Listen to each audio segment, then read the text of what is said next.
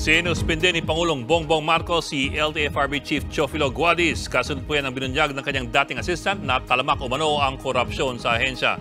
Nasa frontline balitang yan, Brian Basa. Araw-araw ini-stress nyo ito. Kasamahan ko, araw-araw. Pinakakain nyo kami ng kaba na hanggang December 31 na lamang kami. Tapos, mga kurap pala kayo.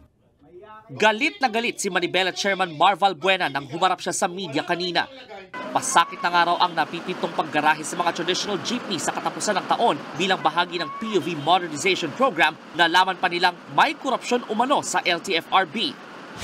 Isiniwalat ng dating Executive Assistant ni LTFRB Chairman Teofilo Guadis na si Jeffrey Tumbado ang mga umano'y iligal na kalakaran sa ahensya. Meron daw tinatawag na Ruta for Sale, Provisional Authority for Sale at Special Permit for Sale. Kapag ikaw operator ka, gusto mong makuha itong daan na ito, lalo na sa probinsya, magre-request ka, modification of route. Tapos kung gusto mong mapadali, gusto mong mapasaiyan kahit hindi pwede,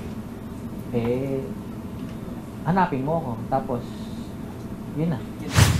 Milyong piso raw ang halaga ng mga iligal na transaksyong ito. Halos araw-araw ako ang binubulungan. But then nililino ko, walang nanghihingi, kundi may naglalagay.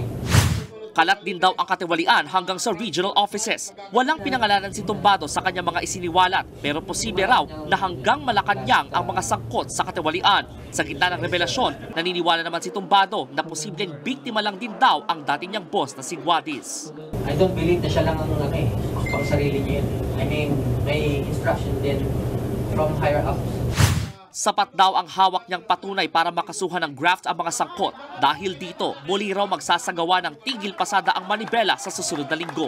Simula sa susunod na Lunes, hindi tayo bibiyahe. Dadalhin natin yung mga sasakyan natin sa harapan ng LTFRB Main, sa harapan ng DOTR hanggang Malacanang. Doon na natin bibubusin na to. Doon na natin itatambak ang ating mga sasakyan. Kung ayaw na tayong bigyan ng mabuhayan, mabuhay nitong gobyerno po na ito.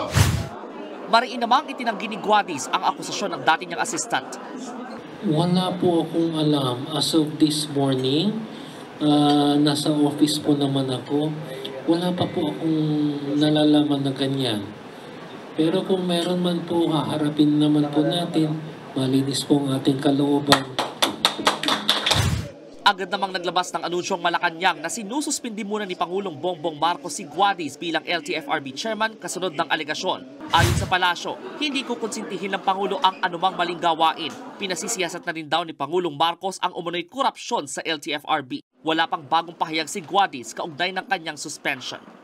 Nagbabalita mula sa Frontline, Brian Basa, News 5. Mga kapatid, Lucy Cruz Valdez po, maging maalam at may pakialam sa mga napapanahong balita sa bansa.